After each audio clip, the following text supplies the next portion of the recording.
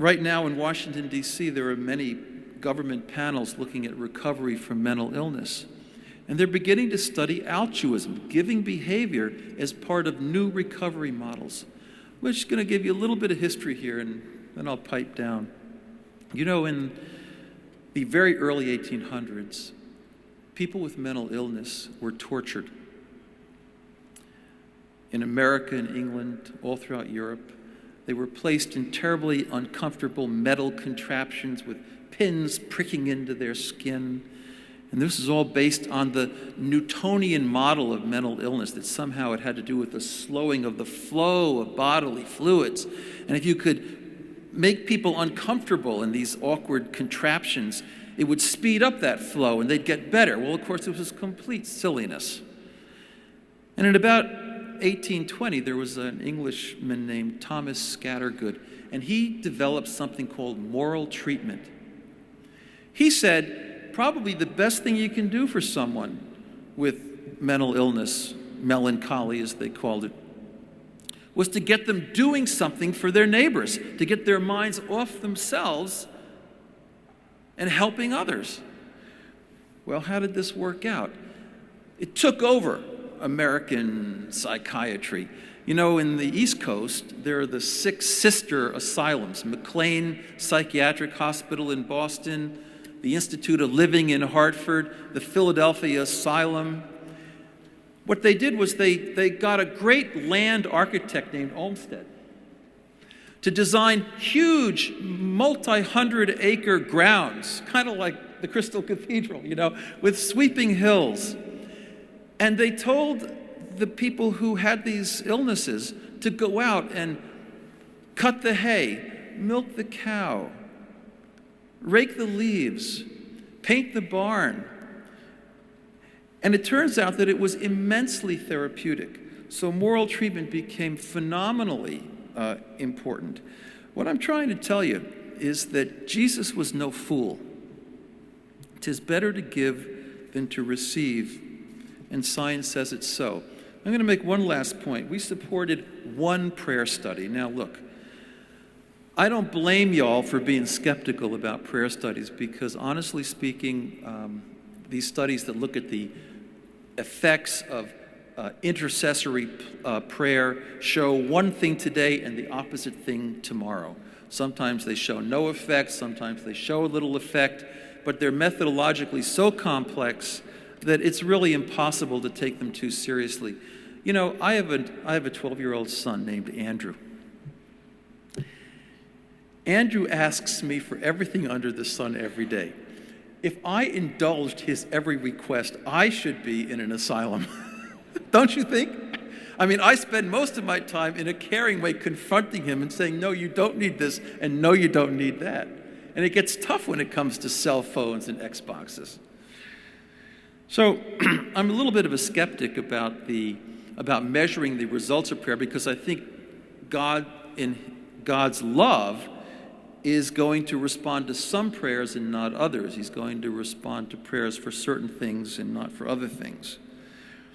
But what we have discovered is that those who pray, those who are praying for those they love, have, number one, lowered stress hormones like cortisol, norepinephrine. In other words, the very act of praying is an act of other regarding love. I'm on my knees praying for my brother or my friend or my neighbor or my colleague or someone in the church who's sick. That's an act of giving in and of itself. Prayer is giving. And so we have lowered stress as a result of engaging in that expression of agape love. And it also is the case that certain immune system chemicals, immunoglobulin A, measured in saliva, are elevated. And so I don't know what I can say scientifically about proving the effects of prayer one way or the other in terms of what they do for other people, but I can say that prayer is good for the prayer. Well, I'm going to wind down now because I think the evening is getting a little late. I think what I've tried to tell you, Here's a painful story.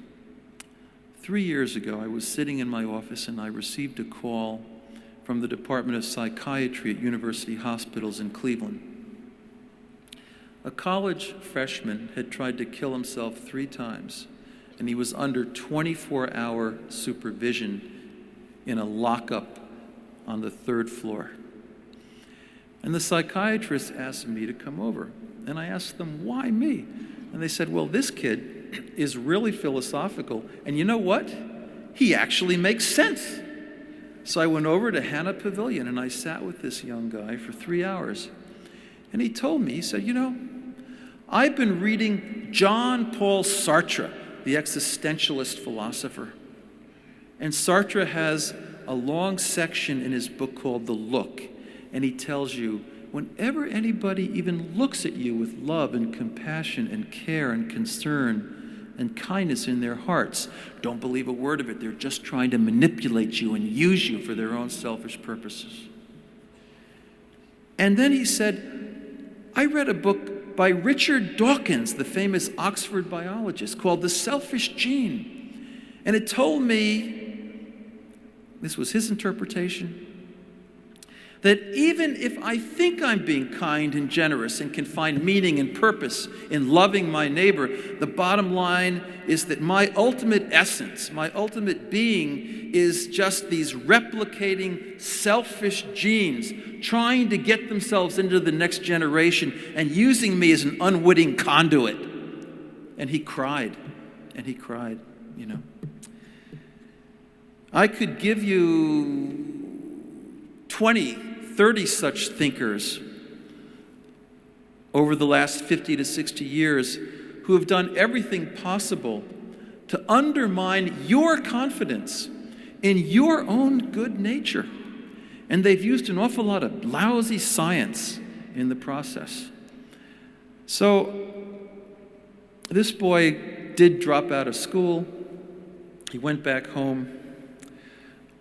He communicates with me, and I have told him that if he ever comes back to college, he can have a job working in my institute. Final point here. When I think about the expressions of love and Jesus of Nazareth, I think of humor at times. There was a great Roman Catholic theologian named C.K. Chesterton.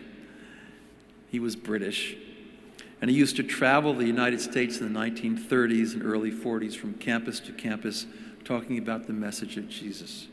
He wrote a famous book called Orthodoxy, and the end of the book is remarkable. The last sentence is, the hidden virtue of Christ is mirth. The Passion of Jesus, Mel Gibson's movie? One of the things I liked about it was that at the beginning, Jesus is actually in hilarious moments with his disciples. Think about Charles Dickens, A Christmas Carol. Scrooge is completely unhappy when he's selfish. And then with a little divine intervention, he first comes to a real love for his nephew's family, then for the Cratchit family. And at the end of the story, he's bouncing up and down like an adolescent in the streets of London, helping everybody in sight. That's actually well defined now as the helper's high. It's called the helper's high. It's understood neurologically, endocrinologically. When we give, we tap into our true selves. Final point, every religion in the world talks about a movement of the self from really what we could call solipsism or narcissism to a deep love of neighbor.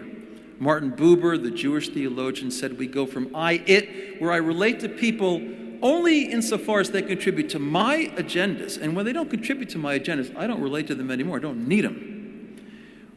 I am at the center of the universe, and the planets revolve around me. But then we shift to I, thou. We discover the other as a center of God's love in him or herself. There's still an I, thou, but it's a deeper and a happier I. Hinduism speaks about this. Buddhism speaks about this. And Christianity tells us that those who lose their lives will find it.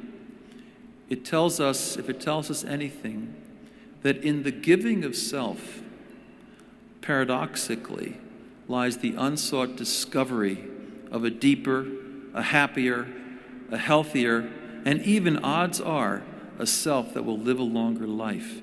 Now that's science. That's not science about human disease and about human deficit, but it's science about the abundant nature that is ours if we claim it.